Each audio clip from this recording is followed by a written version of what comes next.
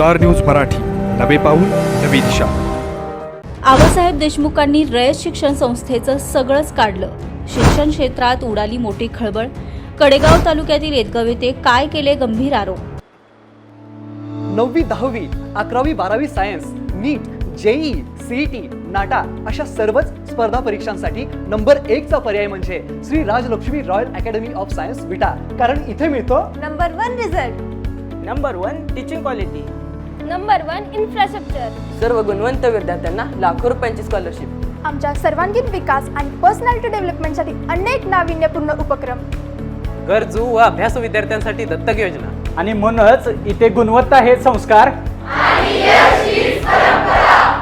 आपल्या पाल्याच्या उज्ज्वल भविष्यासाठी आजच निश्चित करा त्याचा प्रवेश Shri Rajlakshmi royal academy of science Vita येथे.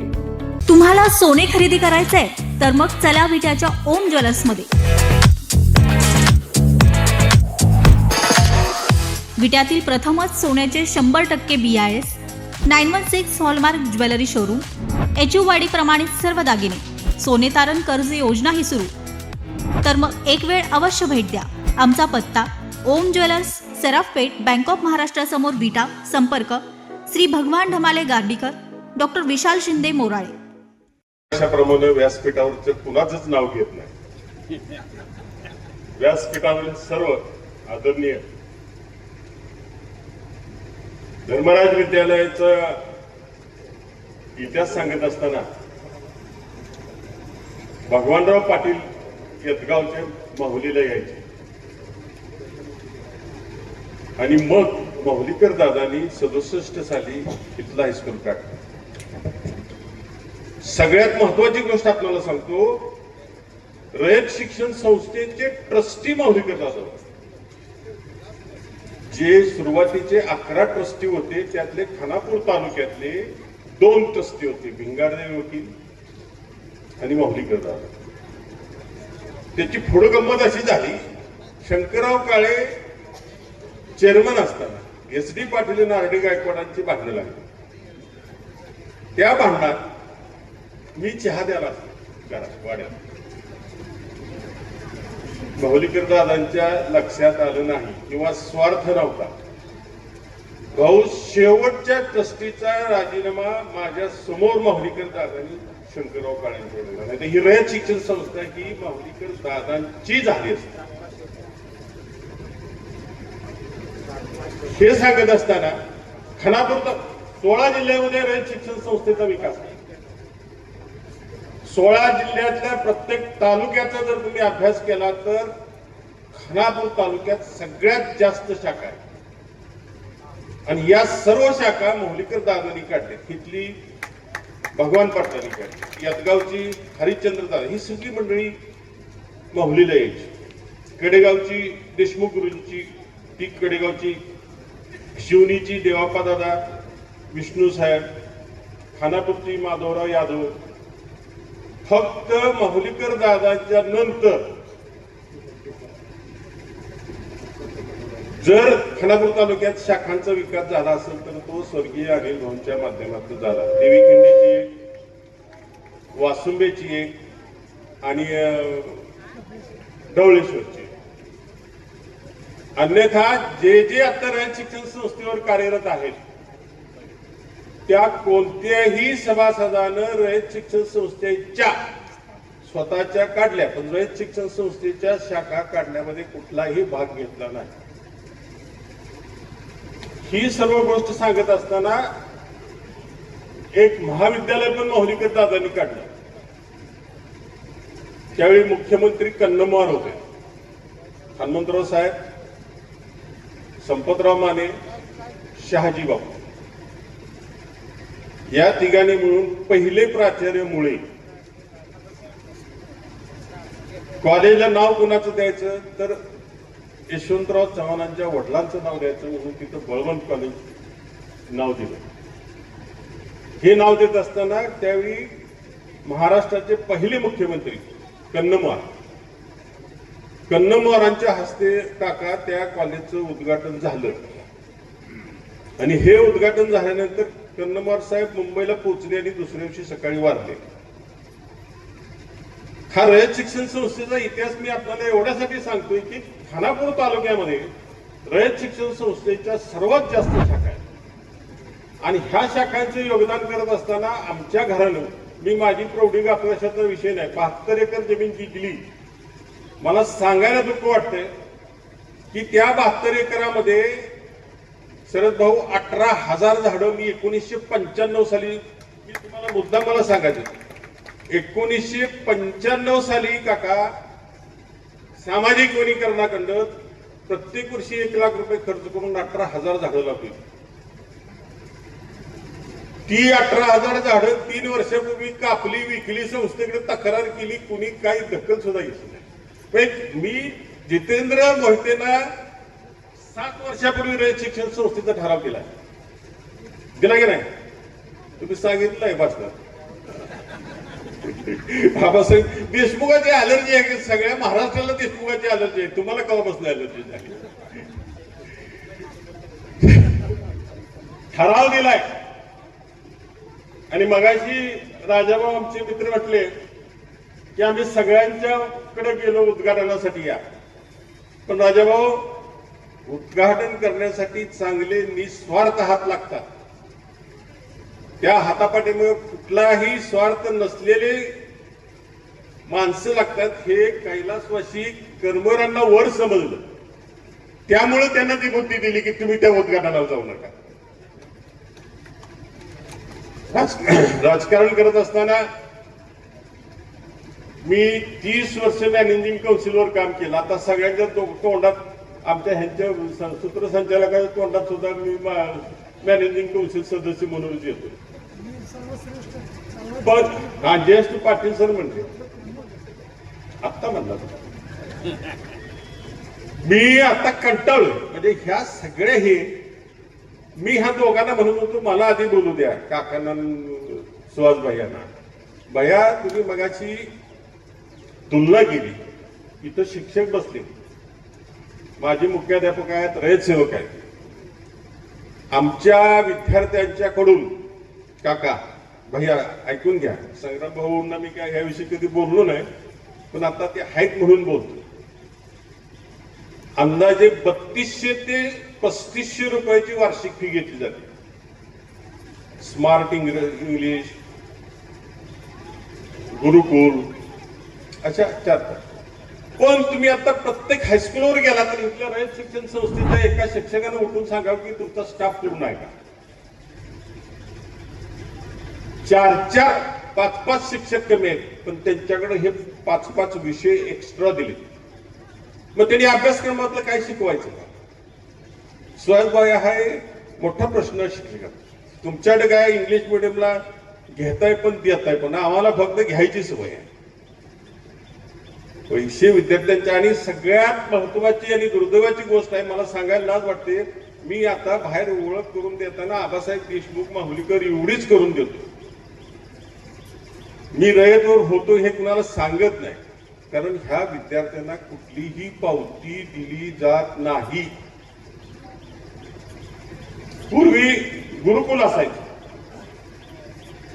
गुरुकुलामध्ये आई वडिलांनी पोरं नेऊन टाकायची, गुरुदक्षिणा त्यांनी मनाने येईल तेवढी द्यायची, गुरुवृत्ती घ्यायची. पण आज रयत शिक्षण संस्थेच्या बाबतीमध्ये समाजामध्ये इतकी वाईट अवस्था झालेली आहे, रयत शिक्षण संस्थेचं नाव इतकं खराब झालंय की तिथं कुणाचं काहीच चालत नाही. आता चेअरमन आणि सचिव आहेत हे महसूल मधले आहेत, IAS आहे, दळवी साहेब, त्यांना SS कोड म्हणजे काय हेच माहित नाही. शिक्षण क्षेत्रातला SS कोड म्हणजे काय माहित नाही. आता गेलेत महिनाभर रजेवर, जून महिन्यात शाळा चालू होणार. माझ्या ज्ञानानुसार या वर्षी, गेल्या वर्षी दक्षिण विभागातल्या 3 शाळा बंद पडल्या, यावर्षी 10 शाळा बंद पडतील. त्यामुळे मी रयतचा होतो, माझी मॅनेजिंग काउन्सिल असं म्हणूच नका म्हणतोय, सुहासबाईंना सुद्धा म्हणतो, आपला काका म्हणताय तेवढं भरपूर आहे. तर ही सर्व परिस्थिती असताना राजाभाऊ, जितेंद्र मोहितेंच्या आई वडिलांच्या हस्ते किंवा या व्यासपीठावरच्या लोकांच्या हस्ते उद्घाटन झालं, फार चांगलं झालं. करमर अण्णांच्या आत्म्याला शांती लागली की माझी एक शाखा चांगल्या माणसांच्या हातातनं उद्घाटन झालं. आता हे करत असताना ह्या यदगाव शाखेविषयी मी 3 मॅनेजिंग काउन्सिलमध्ये अर्धा तास बोललो. ह्या बिल्डिंगचं स्ट्रक्चर ऑडिट मध्ये सांगितलेलं आहे, लिहून दिलंय की विद्यार्थी बसण्यास अयोग्य. मग आमच्या मुख्याध्यापकांना मी एकदा विनंती केली, जिल्हा परिषदेमध्ये आमच्या शाखेचे विद्यार्थी निम्मे जिल्हा परिषदेच्या शाळेमध्ये आणि निम्मे इथं. मधले सर बरोबर आहे ना का? जिल्हा परिषदमध्ये निम्मी, इथं निम्मी. म्हणजे इतकी वाईट अवस्था या शाखेत झाली होती. आणि या शाखेमध्ये जे विद्यार्थी शिकले, रसाळ साहेबांसारखे सचिवालयात त्यांनी काम केलं, हे सगळं करत असताना या शाखेमध्ये जितेंद्र मोहितेंनी देणगी दिली. आता तुम्हाला त्याच्या पुढचं सुहास भैया सांगितलं तर तुम्ही म्हणणार आबासाहेब देशमुख रयतचं सगळंच उघड करताय.